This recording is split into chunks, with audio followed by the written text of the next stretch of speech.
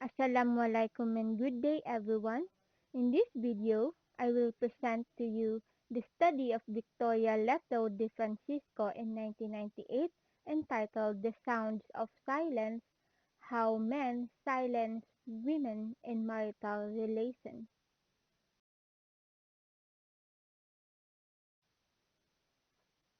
Part of the impetus of this research project was the personal dissatisfaction of De Francisco in conversing with some men.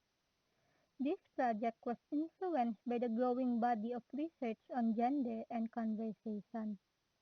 Many earlier studies have seemed to accept gender differences as a given and have failed to consider social or relational context. Research that attempted to link larger social hierarchies to the less assuming day-to-day interactions between men and women. This is the study of micropolitics. The purpose of the study is to extend Fishman's methods of studying conversational development in ongoing interactions by adding private interviews.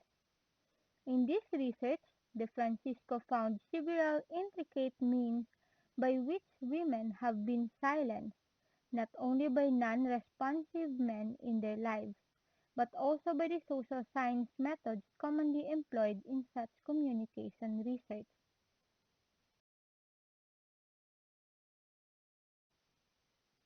In this research, there are 7 couples as participants which work outside the academy and lives in 2 medium-sized Midwestern cities. They were paid $20 for participation. They have lived together for between 2 to 35 years, and for all of them this was their first marriage. Their ages range from 21 to 63. According to them, they have satisfying, stable relationships which follow the traditional gender role behaviors.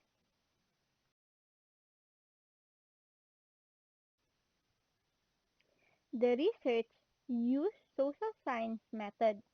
De Francisco and the participants set up omnidirectional microphone in the central living area of their home for a week to 10 days, which produced an average of 12 hours of recording.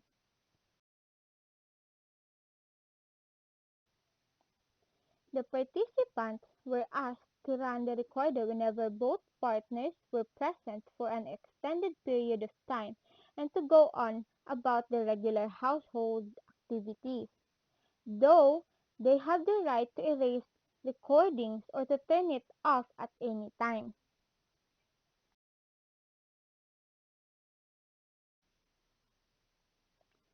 After the taping, De Francisco conducted a private interview with them.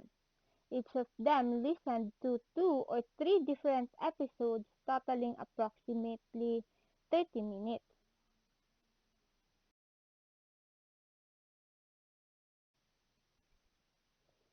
Interviews were conducted within 1 week of the tape recordings and lasted on average of 99 minutes. The episodes participants reviewed and the additional 30 minutes of interactions per couple were transcribed using an adaptation of Jefferson's system.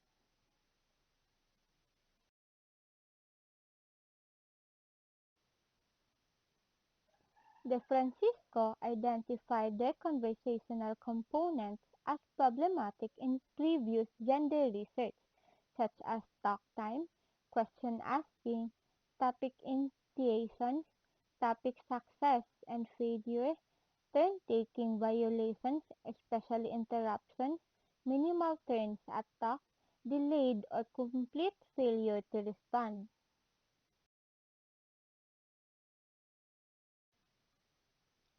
In this study, there are 2 general findings. First one is no response is the most common turn-taking violation for the men. And the second one is women work harder to maintain conversational interaction than men, yet they are less successful. These findings reveal the multiple ways in which these women have been silenced.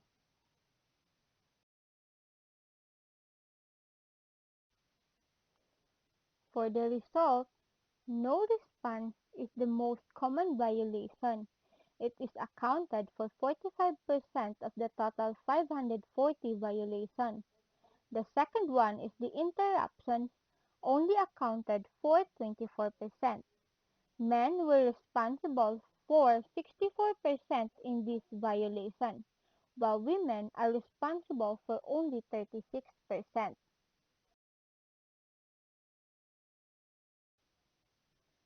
In this table, we can see that there are only 4 violations that are being observed in this study.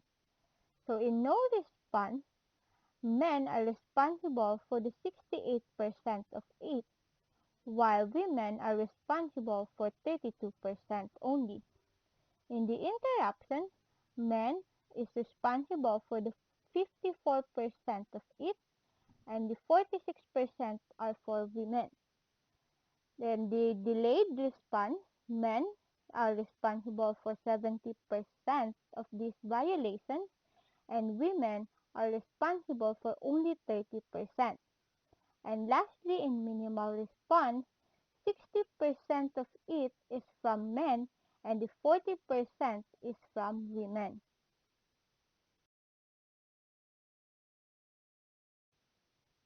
Among the 14 participants, interruptions were rarely listed as a complaint about their partners. The problem, particularly for the women in this study, seemed to be more basic, getting a response at all.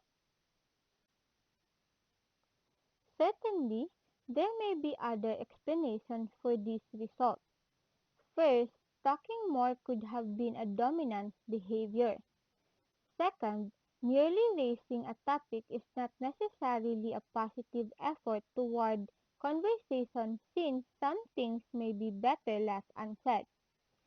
Since there were only 5 instances of this topic initiation on all the tapes, it seems reasonable to suggest that topic selection was not the problem at all.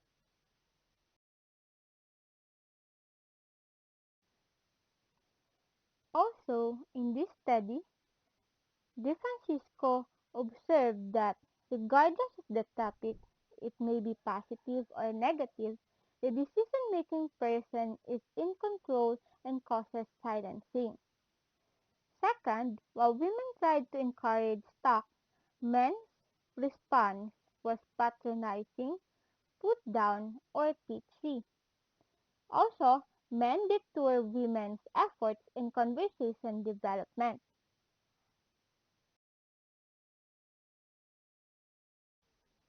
The following is an example of the variety of strategies that Bud used to detour his partner's topic and her response effort. During the interview, Bud said he did not feel like talking at that time of the conversation and that he had heard it all before. His lack of attentiveness was apparent. He went outside twice during her stories. He seemed to diffuse her punchline for the first story. He seldom provided any apparent participative listening cues, and he seemed to exhibit no response violation.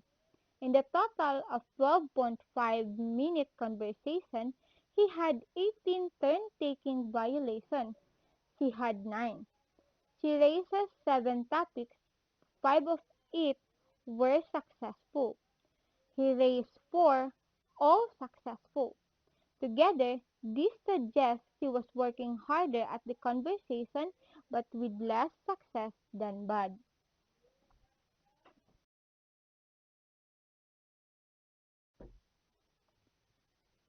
All the women expressed concern about getting their husband's attention. Sandy described various attention-getting strategies. For example, he asked him some question if she suspected that he had not been listening. Second, she used guilt and jealousy strategies. and she purposefully raised topics he enjoyed.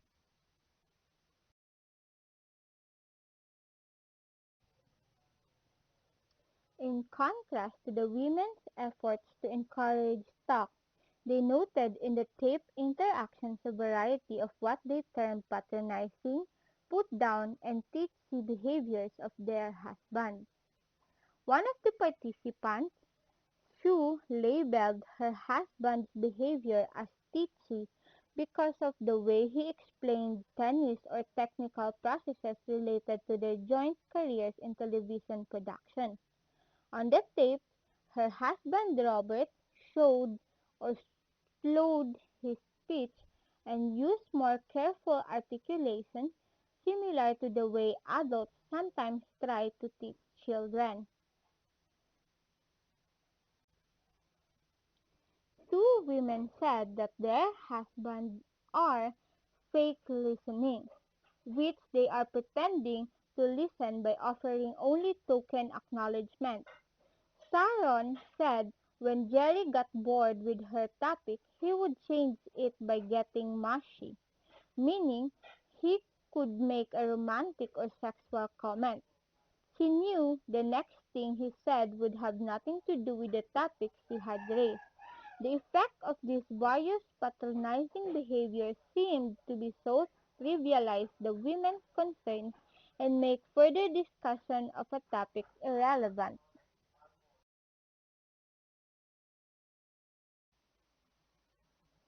There was also other evidence that talk was more important to women than men.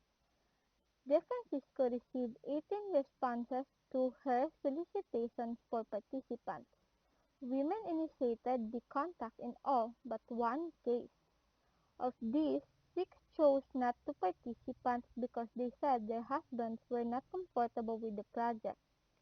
However, the men consistently preferred to not talking in their continual vigilance for conflict avoidance.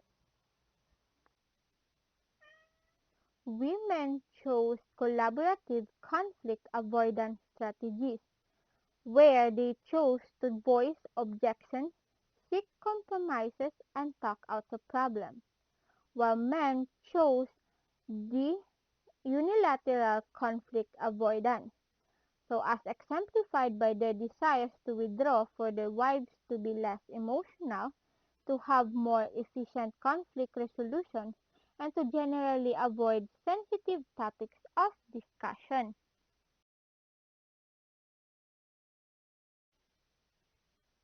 The men's stated preference for conflict avoidance seemed consistent with their greater use of no-response violations because the conflict avoider is generally thought to be apathetic and disinterested. The women's preferences for collaborative conflict avoidance seemed consistent with the greater amount of work they did to generate communication with their husbands. The problem then is that these different preferences for how to avoid conflict may themselves come into conflict.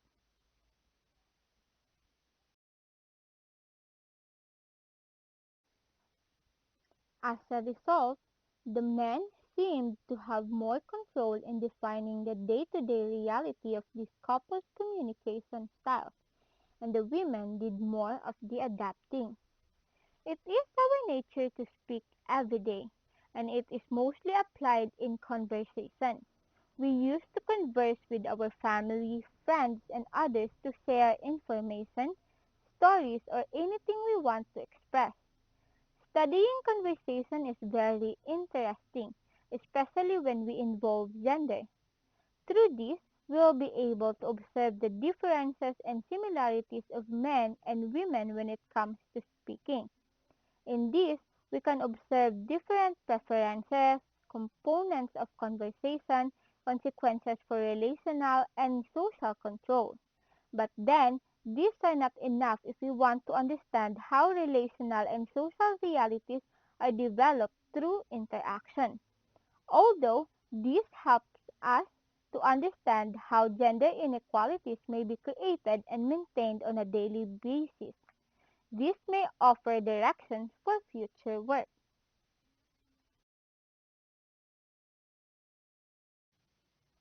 Pomerantz suggested that researchers need to bridge the gap between the more technical analysis of conversation and that which is socially relevant for the speakers.